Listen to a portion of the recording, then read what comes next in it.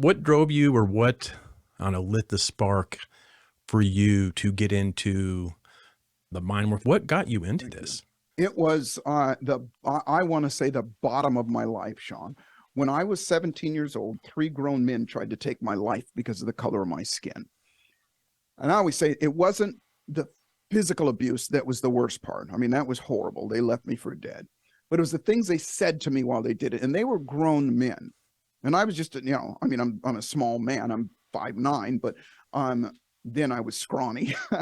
And for them to do that to me, it made me feel like there's something wrong with me, because that's the way I was raised. You listen to adults, and adults know better. And that destroyed me. That destroyed my self-esteem. That destroyed my self-worth. And I wound up becoming homeless. I lived in a cardboard box by an old drive-in theater. And what changed my life, Sean, to answer your question, was somebody that I didn't know gave me the book called Think and Grow Rich. And I read the book.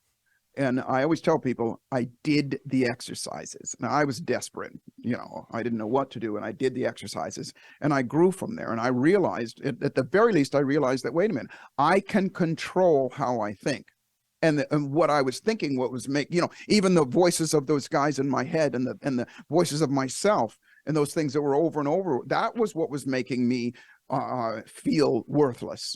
And so what I did, and what drove me to pursue what I ultimately love, is when I went back to the gentleman that gave me the book, I said, this has changed my life. Thank you. And what do I do for you? What can I do for you? Because that's the way I was raised. And what he said to me was, he goes, Joseph, what you do for me, how you repay me, is you do the same that I've done for you, in whatever way that you can, for as many people as you possibly can, for the rest of your life.